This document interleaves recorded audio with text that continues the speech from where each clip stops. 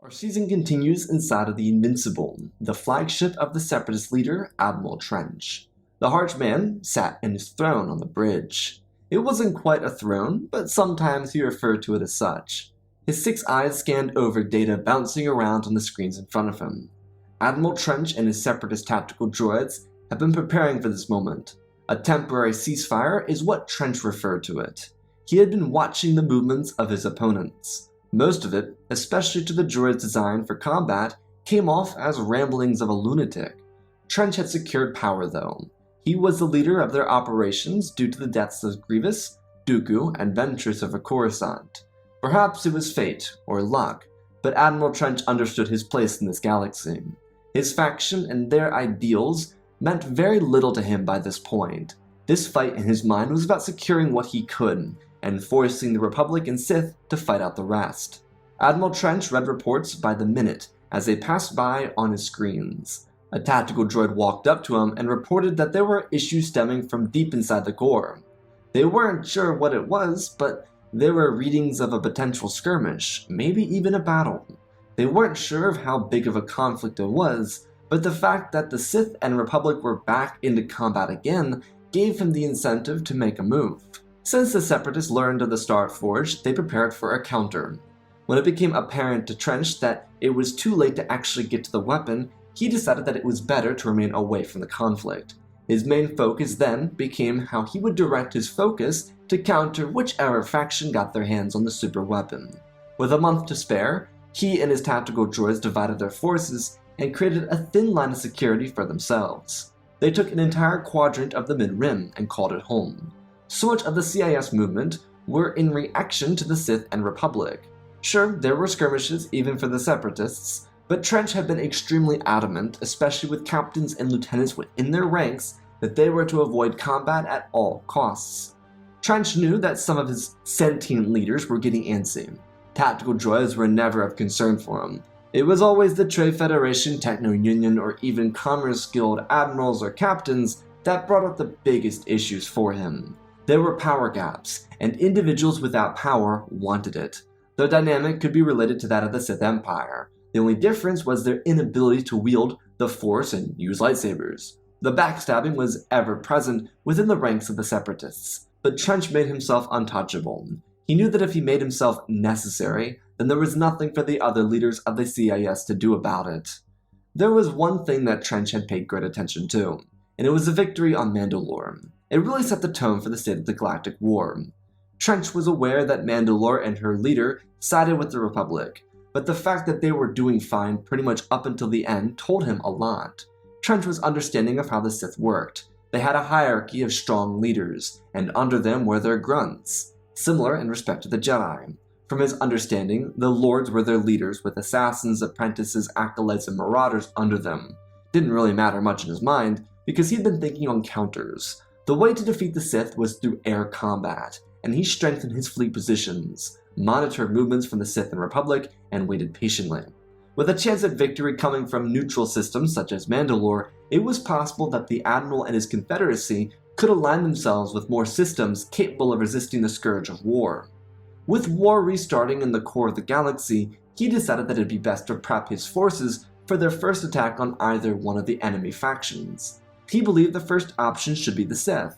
Trench had a plan, and he had consulted with his advisors on how to do this. The tactical droids suggested a bait and run. They wouldn't just claim victory, but they would drag another faction in the battle. The war needed a genuine kickstart, and he believed, rightly so, that the Republic was completely unaware of the conflict in the core. In order to jumpstart this war, he would drag both the Republic and the Sith into a grudge match. Of course, he was going to rip through the Sith fleet. His scouts had figured out the difference in size of Sith Lord fleets and fleets belonging to apprentices. His first target was an acolyte fleet, closest to his territory. They were going to hit the system of Pax, which was right outside of Republic territory at Malastare. His intention was to draw the Sith in with a larger force. Hopefully, he could encourage an attack at Malastare or another brawl on Pax with the Republic coming in to see what was going on. There was of course the chance of combat in the system of Sith, but he didn't anticipate it. Everything had been planned out extensively, and with everything prepared for what his advisors believed was the perfect strike, he stood up from his seat. His hand slipped around his cane and he gripped it. A clicking rolled out of his mouth and he spoke precisely to his deckhands. He told them to prepare their hyperdrives. They were going to attack the Sith at Pax. One of the droids turned back and nodded their heads, informing him that Captain Veal and his Lucrehawk were prepared for combat.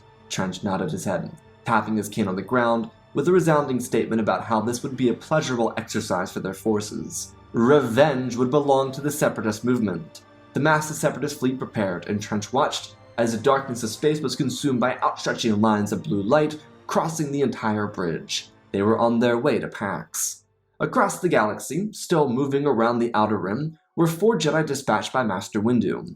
Inside their T6 shuttle, the squad had already viewed locations at various planets and systems. Most of these were previously won battles or seen locations. Among them were Sira, Zaja, and Endor. There were no signs of the Sith Empire, which was good. They were on their way to one last stop before returning to base. If they saw a show of the Sith or CIS, then they might have an issue. The entire purpose of doing things this way was to ensure the Starforge couldn't and wouldn't be seen by anyone. A random attack on an outlier world could garner unwanted attention. Natabre and Anakin got up from their seats in the cockpit while they traveled from Endor to Chanceladon. It wasn't too long of a jump, but once they got there, they'd be able to determine if a passageway to System 9Z1 would be proper. 9Z1 was one of those star systems in the galaxy with just a star, nothing else. So in the case of using the Forge, they would only take one life. And of course, the millions to billions to trillions that could have at one point had life in the case that they didn't destroy the star. The 2 instructors weren't talking about the Forge though. There was no reason for any more of that discussion. They had their opinions on everything. It was fine if they disagreed. Not everything need to be agreed upon. As they walked into the main hall of the T6, they saw Ahsoka and Zala standing with their lightsabers at the ready. Anakin looked at Natabre, who grinned, her hands wrapped around her back, left wrist and right hand. Her voice, which usually was silent, moved from quiet to commanding. She instructed both students to stand in the Shi Chao ready position.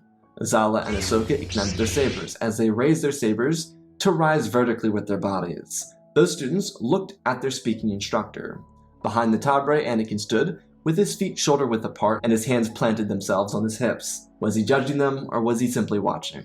Ahsoka and Zala focused back on Natabre. Her voice rang out suddenly, instructing them to strike forward. They moved in unison with each of her words as they followed out of her mouth. Zone 2 attack, Zone 3 parry, Starlight sweep.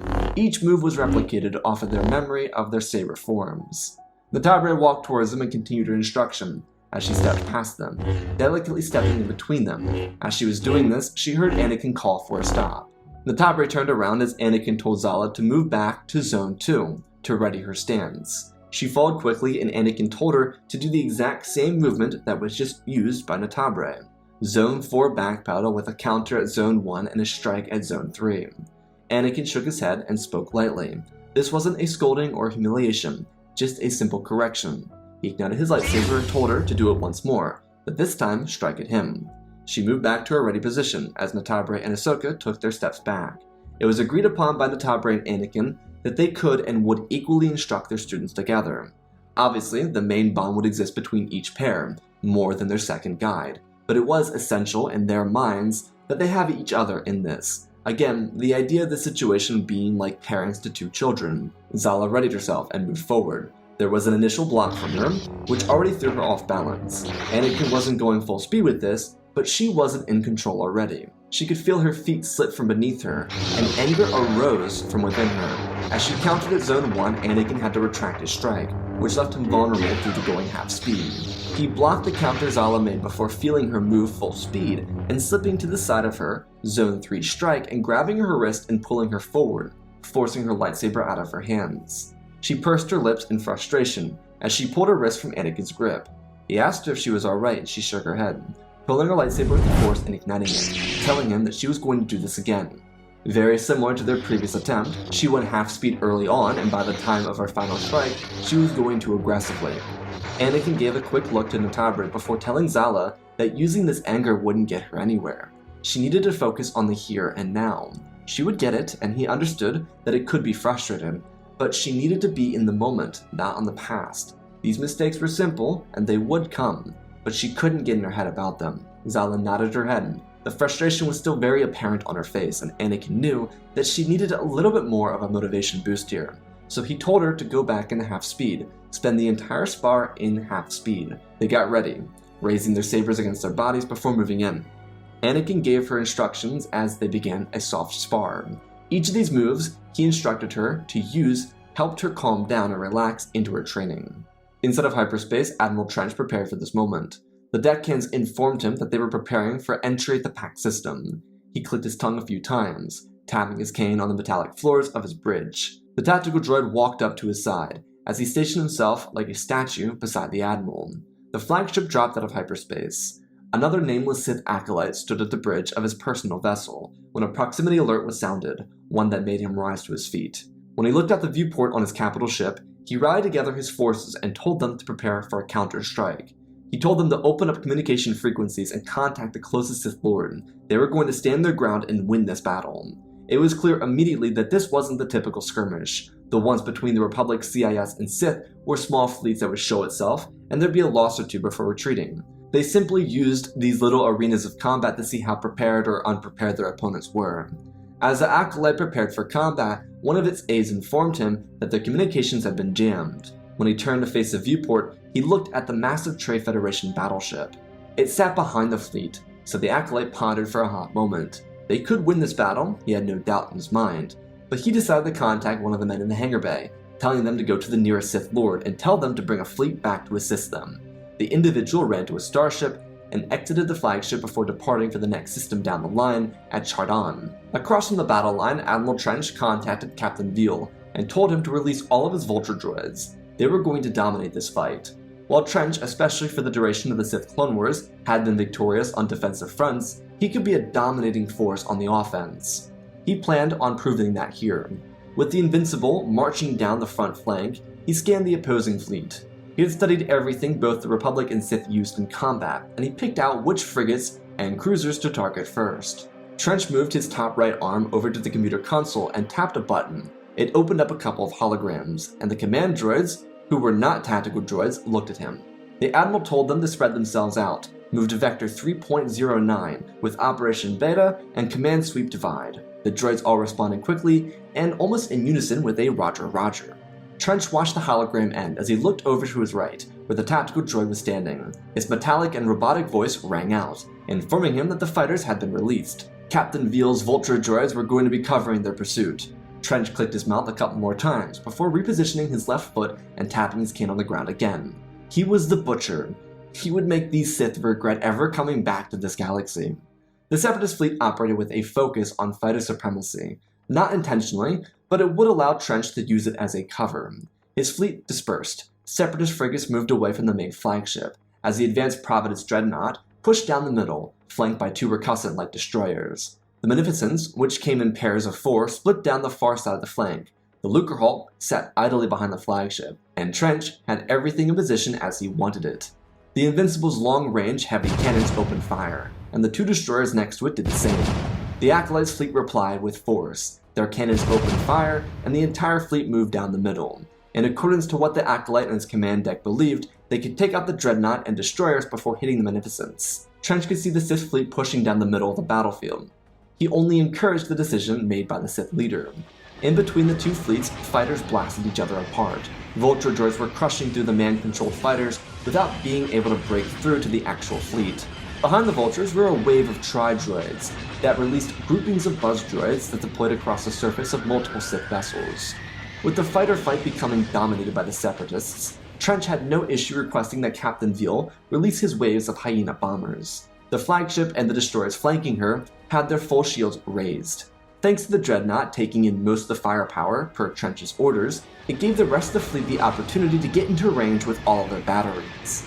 Most of the battle thus far had been long-range cannons, but now it was full barrages. With everything now in firing range, the two destroyers next to the Providence were deployed to their full starboard or port side. Their broadsides splashed the front of the Sith fleet, and Trench clicked his tongue a couple more times. At the tap of his cane, the 8 Magnificents spread out across the battlefield line and turned inwards from the exterior of the Sith line, and blaster fire erupted across the Acolyte's fleet. Trench spoke with precision, telling his crew to focus all power to the weapon systems. The droids followed his command, and in the field of battle, the Sith fleet started to buckle.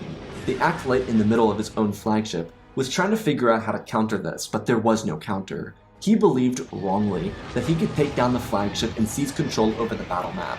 His death would come in a fiery blaze of destruction. The flagship of the Sith fleet was the first one to crumble. Without needing to continue pressing forward, Trench sat idly in his chair as he watched fire erupt across the Sith lines. Their chance at true defense had fallen out from under them. Trench was a defensive mastermind, and in the most ironic way, he made this battle a defensive assault. He forced the Acolyte to attack him first. Obviously, as he understood, he wouldn't be able to play everything like this from here on out. The next assault, especially in the case of a Sith and Republic battle, wouldn't be as seamless. Trench allowed the rest of the battle to play out, which really wasn't much of a battle. It was mostly just the Sith forces getting crushed. The CIS, on the other hand, pulled around, cleaning up the wreckage of the Sith.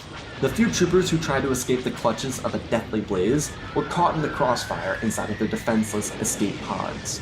Trench showed no mercy, and then he instructed the fleet to move around the far side of the planet. There was no need to reveal the position to whoever arrived next. Over Malastare, just a short jump away, from Pax, Admiral Yularen and his fleet were alerted to a rise of activity in a system not far from them. The Admiral of the fleet looked a little frustrated. Yularen wanted to go and pop this, but the difficulty was the fact that they couldn't just attack anywhere. These battle lines were especially important, and as a member of the Republic High Command Council, Admiral Yularen understood that leaving his position would doom the Republic. Giving up Malastare could sacrifice a former important victory for the Republic. However, there would be a benefit from moving into combat against whoever was at Pax. Yularen and the captains of his fleet were all in agreement. Malastare wouldn't be under Republic control without an unorthodox action. It was, at least if they recalled correctly, Skywalker and Morden who secured this territory after losing at Thifera. Malastare was certainly Republic territory. A battle line had been set up around surrounding star systems. Yularen, while consistently being a stickler for the rules, understood that with a real war kicking off again, it would be incredibly useful for Republic morale. He was instructed to keep the Republic Star Destroyers away from the front lines, so he wasn't going to send that into battle. He would take his old Venator and a couple of his support ships he had available, sending his captain to the potential battlefield of Pax. In his mind, it was a sound decision. The reports thus far believed there was a battle taking place between the Sith and the CIS, so if they could sneak in and take the territory, then they could be one step closer to moving into the core. Pax was inside of the expansion region, so in their minds it was the best decision for all of them. Before Admiral Yularen himself departed, one of the captains of the support ships in the fleet spoke up. Captain Wanaud informed his leader that he would take the fleet to Pax. When Yularen asked why, Wanaud told him that they could not afford to have him away from Malastare. Plus, if he really wanted to boost morale, imagine how everyday militia forces, clones, and/or Republic military personnel would react when an unknown officer took a victory within Sith territory. The skirmishes had demolished any sense of pride in the war. This could rejuvenate it. Yularen saw this point and decided that Wanaud would make a fine candidate for this mission, dispatching him inside the Resolute and sending the miniature Republic fleet to Pax. Outside of Chancellor Dun, the Jedi T6 floated aimlessly about. Anakin and Natabre finished up Ahsoka and Zala's instruction. Ahsoka had gone into meditation and Zala fell asleep in one of the cots on the ship. Anakin pulled the yoke of the ship back and he turned to Natabre and expressed that it seemed like they had a clear path to System 9Z1. They likely would be able to make a push for the system with the Forge, but there was something else. Natabre asked Anakin on his thoughts regarding Zala's outburst earlier. Anakin turned towards her and stood up, walking towards the door and peeking through it, just to make sure that no one would run in during their discussion. He could see Ahsoka meditating in the middle of the floor, and a little further from her, Zala was sleeping. Anakin closed the doors quietly and sat down, asking what she was referring to. She asked him if he felt her pulled towards the dark side. Anakin nodded his head, telling her that it was very apparent that there was a swirling of frustration. Natabre agreed, but there was something more. She and her student had connected really well over the past few months, and Natabre was certain that their bond would allow them to get through this. but she wanted to see if Anakin felt what she felt.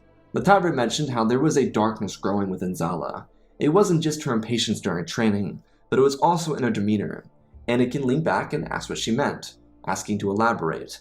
The Tabre asked if she remembered their first few weeks on the island, and he nodded. She then asked if he remembered all the darkness that he exhibited before he visited the Duchess on Mandalore. He again nodded. The Tabre told him that Zala was starting to show signs of the exact erratic behavior. She had confronted it a number of ways, but each show of confrontation pushed Zala another way. It wasn't like an instructor coming to scold her. It was an instructor who listened more than she spoke. Sometimes she would vary the way she approached and it would work, but on her attempt to redo the same strategy, Zala would react differently, sometimes with hostility. It felt like an impossible task all the time, and she didn't want to fail her student. That was perhaps her greatest fear in the galaxy. Anakin understood. Ahsoka had these spurts of darkness, and it wasn't something that he could control. He reminded her of how challenging these things had become since the war began. He reached his hand out, and the reach was reciprocated by a soft grasp of his hand. Anakin told her to remember how far they'd come. These burdens wouldn't last forever. Her student would succeed, just as they had. All of their trials had led them here, and here is where they would find success. The Tabre smiled and thanked him for the reassurance. Their eyes locked for a moment, and it was as if there wasn't a single being in the entire galaxy aside from them. There was nothing but just the two of them, heartbeats matched in pace and in pulse. As the two of them moved their heads in towards each other, out of entirely natural reaction, they pulled back and released their grip on each other's hands. The door opened as Ahsoka walked in and bowed. She asked her two instructors if they would be making their return to the forge. Anakin looked in the Tabre, who flung herself off of her seat with a smile, telling Ahsoka that they would. Unlike all of their previous locations, they were simply doing an electromagnetic scan. All the vessel's power was being focused on its long-range scanners. The Tabre walked up to Ahsoka and guided her out of the room, as the door closed behind the two of them. Anakin watched with a smile that slowly faded from his face. Was it right? Was it wrong? Should he even consider the implications of moving on from Padme so soon? It hadn't been that long, but then again, he was only with Padme for about a week, if not two, combining all their time ever spent together. He and the Tabre had to face so much trauma together. They had bond-defining arguments and confrontations. They were strong with one another. Maybe it wasn't right, but Anakin understood that with the Tabre he was a better person. Their chemistry was there. His gaze moved from the door to the scanner that beeped silently. He closed his eyes and waited for the moment to come. Hopefully, they could return to the fleet soon. On the far side of the first moon of Pax, Admiral Trench sat inside of his chair. He was hopeful that the Republic and Sith would engage in battle, but clearly there wasn't anything coming. He knew that he was being impatient, though. What he needed was to relax his mind. The Arch Admiral closed his eyes for what felt like eons. There was a buzzing from next to him, not more than a few moments after his 6 eyes found themselves sealed shut. He looked over as his tactical droid, who was now holding a tablet, informed the Admiral that they were detecting a unit of forces dropping out of hyperspace from the far east quadrant. Trench clicked his tongue a few times before speaking aloud to himself, saying that it was the Republic. Captain Winaud inside the Resolute walked from the communication area of the bridge to the front of it. His eyes focused on the debris field sitting in front of him. His deck officers spoke to each other, communicating that they were picking up on the same readings. Without a perfect view of the destroyed fleet from their location, they had to go off what the sensors were telling them, especially if there was anyone else in the system. One of the many men communicated to the captain, telling him that they weren't picking up on any movement. Winaud crossed his left arm under his right elbow and rubbed his chin. What could have hit them from here? Captain Winaud had been watching reports over the past month, and the Separatists weren't exactly the biggest threat, so he essentially ruled them out of contention. It had to be a traitor within the ranks of the Sith. The Republic fleet slowly moved in towards the wreckage field. Winaud was curious to see who or what caused this. If they could see what was in the wreckage, perhaps vessels of the Sith or even Separatists, then they would know who was here and if the Republic was in any real danger. Several minutes passed by with the Republic fleet securing control over the Pax system. From what they were able to tell, there was an actual battle between the CIS and the Sith. Winaud, who hadn't moved his arms from their positioning, pondered if the Separatists were really going to make a move back into the galaxy. He assumed they would accept the status quo and then assert their dominance over their territory without engaging with the two larger, more dominant powers in the galaxy. Winaud asked his deckhands to do a scan of the system. He felt like there could be a trap in the mix here. The men below him, to his left, immediately primed the scanners. As they were doing this, Captain Wildnow was directed to the other side of the bridge. One of the controllers yelled out an informative call-out, telling the captain that there were vessels incoming from hyperspace. Everyone on the bridge immediately reacted, meaning they had to put down their scanners. Everyone's focus went to the fleet ahead of them. Wildnow turned back and looked in the direction of the fleet. He didn't recognize the markings on the side of the hull of the flagship. Darth Caldolf had been informed that the Republic was making a move for expansion region territory. Obviously, the individual who informed the Dark Lord wasn't fully aware that it was indeed the CIS who arrived to destroy Pax's tiny defense fleet. As Caldolf approached the battlefield, he could see the Republic fleet at a distance, taunting him. Wildnow now knew that it couldn't be the Sith who were responsible for this destruction. His scouts couldn't fully report anything because they didn't fully get to the wreckage field by the time the new fleet arrived. With such an obstacle in the middle of their arena of battle, they had to figure out how they would approach this. Wildnow thought for a moment. It was a self-inflicted wound. Panic filled his body. All of the training in the galaxy couldn't prepare him for this. The captain had been in battle. He had captained his own vessel and ordered fighters about in formation moves, especially during some of the crucial battles leading up to the capture of the Forge. But being in total control was something he told himself he was ready for. But in reality, the way it looked now, he wasn't sure he was actually ready. Wildnow took a deep breath, grabbing the edge of his shaking wrist and squeezing it so hard he could feel his own hand go pale. His entire command deck was looking at him. All the noise in his head had to be silenced. Wildnow closed his eyes tightly and clenched his free hand, releasing his other grip on his wrist. The captain turned towards his crew and told them to move the support ships to the upper wing of the flagship. He wanted a tight formation, no need to let the Sith try and pull them apart. He analyzed what he was working with here, and as he watched the Sith fleet, he came up with a decision. Wildnow turned back and told them to move in towards the wreckage field. There were some varied looks of expression and worry from his crew, but he assured them that they could use it to their advantage. Essentially, Wildnow was telling his entire crew, not just the ones on his command ship but the entire fleet, that he had faith in their aim. He believed in them. With a rousing speech or inspirational words, he told them that he had complete trust in their ability to win this fight, even if the odds seemed against them. What Wildnow was able to see was that the Sith fleet was larger than his own, not in the size of the vessels at the helm of their command, but rather how many ships they were carrying. The Republic burned forward as the Sith Lord, Cal Doth, tried to figure out what the Republic was doing. His opponents were certainly being bold about this, but he didn't believe they were actually being so bold as to roll into the wreckage field. Caldolf told his men to move forward, but spread the fleet out. They were going to surround the tight Republic squad. He knew that with more vessels and more firepower, they could bombard the Republic fleet from the outside. For several minutes, nothing happened, aside from each fleet moving themselves into their battle positions. Once they reached them, the long-range cannons in each fleet opened fire, and began popping the frontal shields of their opponents. The initial barrage for both Cal Doth and Wildnow were enough to get the blood pumping, get the heart rate rising, before settling in a natural rush of anxiety and calmness. Wildnow drew the first blow with his Venators, ripping the shields off the Sith Corvette, and forcing pieces of it to rip into pieces. The burst of an explosion and the smoke emanating from it gave the Republic their first pull of confidence. Not far from the battle, Admiral Trench clicked his mouth, as he looked at the sensors on the screens in front of him. The Republic and the Sith were at it again, and this time, neither of them would see the end of this battle. Wildnow pushed into the defense line of the debris field, and just as he predicted, his fleet was able to use it for protection. The Sith targeting systems were able to land some shots, but the wreckage of the flagships, frigates, cruisers, and fighters were too large for them to break past. At this point, the Republic could see the Sith line start to buckle. His trust in his men proved correct. Cloaked gunners were ripping through the debris field and landing their hits, whereas Sith Imperial forces were cracking the broadside of broken and destroyed ships. With their shields already proving to hold much more against the Sith, Wildnow deployed his fighters, sending them above the wreckage field. He held his fighters in reserve while he waited for the Sith to make their move. Cal Doth sent his forces right down the middle, so while his cannons couldn't pierce the fleet, he figured that his fighters could. With Sith fighters moving into the fray, they were either shredded by incoming blaster fire, which did work in favor of the Sith, technically, because it took pressure away from their cruisers, or they slammed into the debris while trying to avoid blaster fire from other fighters. Wildnow smiled. They had them now. He felt his skin. It was bumpy. His nails had pierced his wrist, and he shook it off, moving his hands behind his back and clasping them together. His heart rate continued to rise as he watched a wave of bombers cut through the wreckage in front of him. He waited for a moment as he raised his right hand and pointed forward. The heavy gunners to his side turned their weapons and tore through the bombers who, without room to maneuver, were crushed.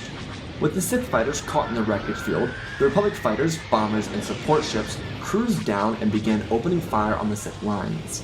Caldoth yelled at his men, telling them to open fire on the fighters, and the moment the Sith heavy hitters changed their targeting, Wyanad moved his fleet closer to the wreckage field, giving them closer range on their opponents. With the free targets focused on fighters, and missing, the Republic was able to easily breach the shields of their opponents.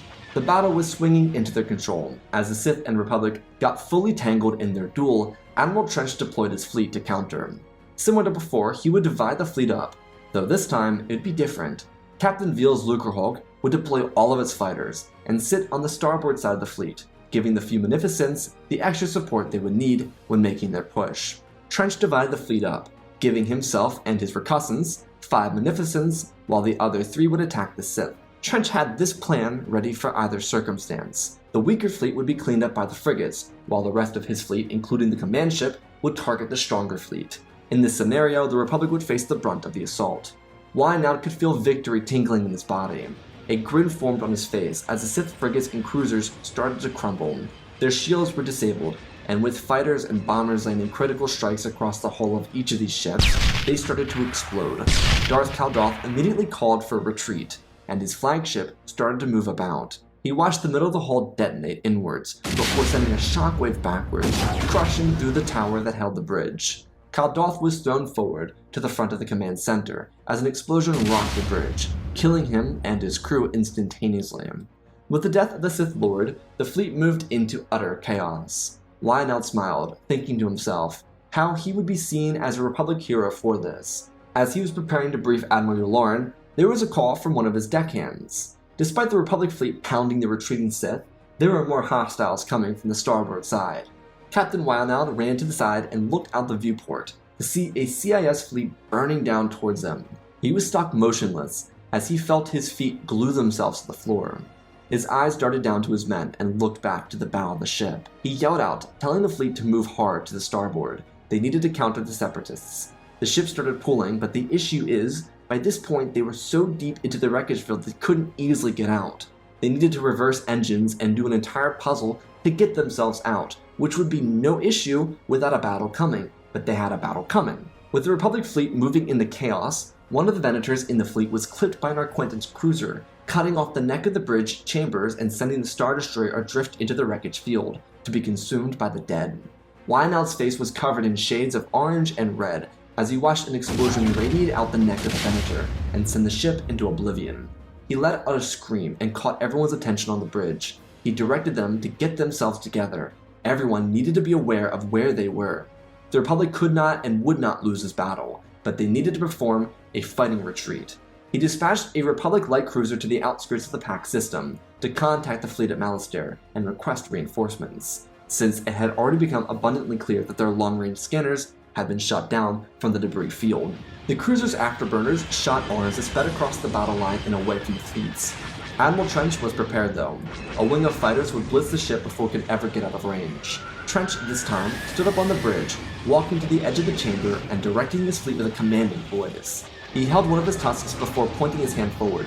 The 3 frigates sent to destroy the Sith fleet were already in position, and their firepower rocked what little remained. As for fighters, there were very little competition for the CIS.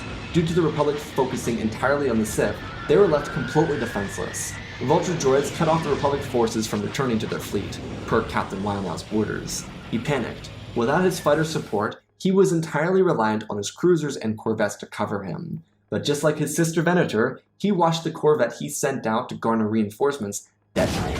From the viewport, it looked like it self-destructed, when in reality, it was crushed by CIS fighters. Wyanad yelled at his men, but everything for the Republic captain, all of his pride, triumph, and excitement turned into failure. He watched his entire fleet win a complete battle, and as he was enjoying the prospect of what this would mean for the Republic war effort, he watched his men die around him. By the time Admiral Trench's upgraded Providence dreadnought got into range, the battle was over. There was nothing to compete with the Separatist fleet. Trench chuckled audibly, speaking to himself as if there were a sentient crew aboard his ship. He called this true victory, He called the Republic and the Sith foolish. He called himself a tactical genius, and he prided the CIS on their revenge. As far as he was concerned, the Sith Clone Wars had only just begun. And that, my friends, is episode 3 of the Sith Clone Wars. I told you, much more to come, big battles, just getting started. Super excited. Hope you all enjoyed. Love you all, spread the love, and always remember, my friends, may the Force be with you.